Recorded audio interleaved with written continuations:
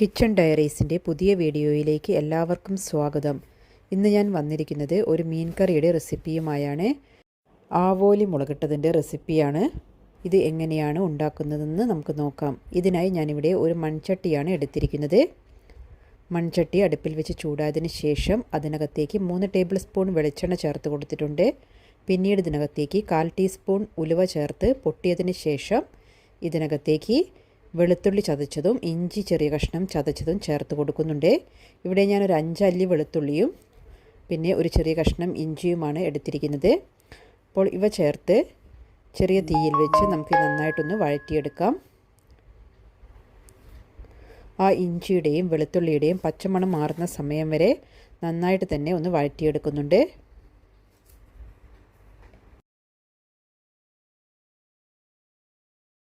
പിന്നീട് ഇതിനകത്തേക്ക് ചെറിയ ഉള്ളി ചതച്ചതാണ് ചേർത്ത് കൊടുക്കുന്നത്.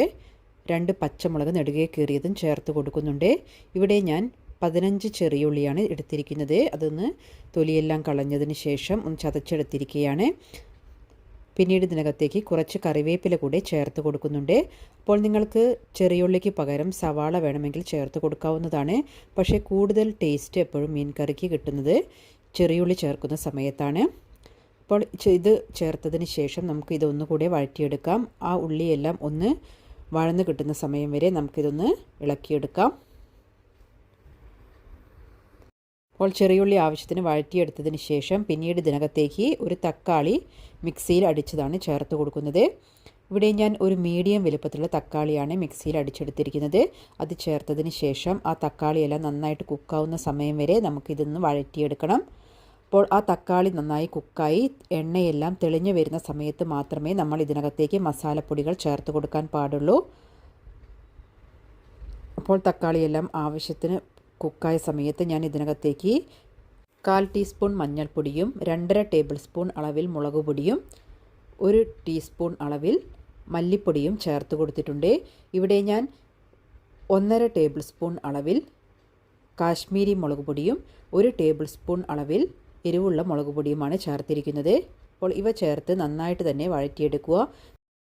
തീ ഒരു മീഡിയം ടു ലോ ഫ്ലെയിമിൽ വെച്ച് ആ മസാലയുടെ പച്ചമണമെല്ലാം മാറുന്ന സമയം വരെ നമുക്ക് നന്നായിട്ട് തന്നെ വഴറ്റിയെടുക്കാം.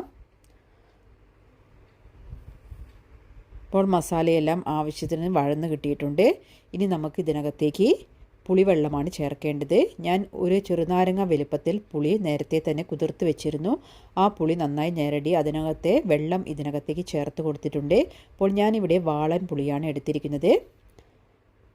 അപ്പോൾ പുളിവെള്ളം ചേർത്തതിന് ശേഷം നന്നായിട്ട് തന്നെ ഒന്ന് മിക്സ് ചെയ്തെടുക്കുക.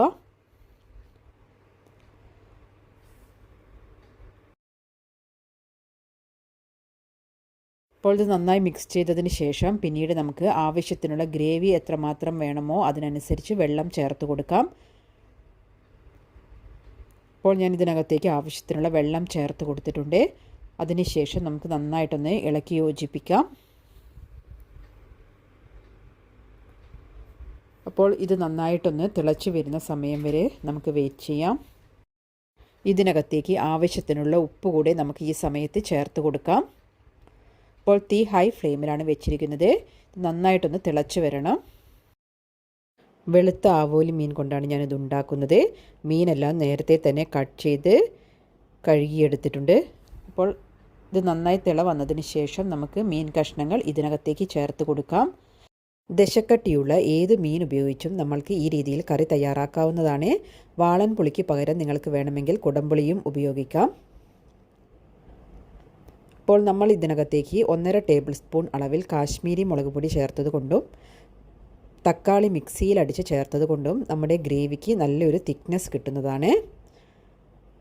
അപ്പോൾ എരിവെല്ലാം ഓരോരുത്തരുടെ ഇഷ്ടത്തിനനുസരിച്ച് കൂട്ടിയും കുറച്ചും എല്ലാം ചേർത്ത് കൊടുക്കാവുന്നതാണ്.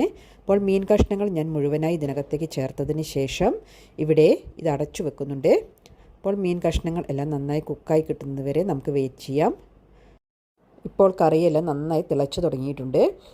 ഇതിനകത്തേക്ക് നമുക്ക് കുറച്ച് കറിവേപ്പില ചേർത്ത് കൊടുക്കാം. അപ്പോൾ നിങ്ങൾക്ക് എത്രമാത്രം ഗ്രേവി വേണമോ അതിനനുസരിച്ച് നിങ്ങൾ വെള്ളം ചേർത്ത് ആവശ്യത്തിന് കുറുക്കിയെടുക്കുക.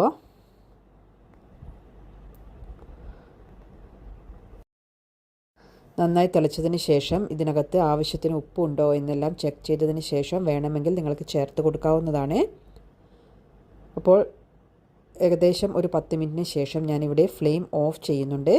ഇപ്പോൾ നമ്മുടെ വളരെ ടേസ്റ്റി ആയിട്ടുള്ള മീൻ മുളകിട്ടത് ഇവിടെ തയ്യാറായിട്ടുണ്ട്. നിങ്ങൾ എല്ലാവരും ഈ രീതിയിലൊന്ന് ട്രൈ ചെയ്ത് ഫീഡ്ബാക്ക്സ് അറിയിക്കുക. Thank you for watching.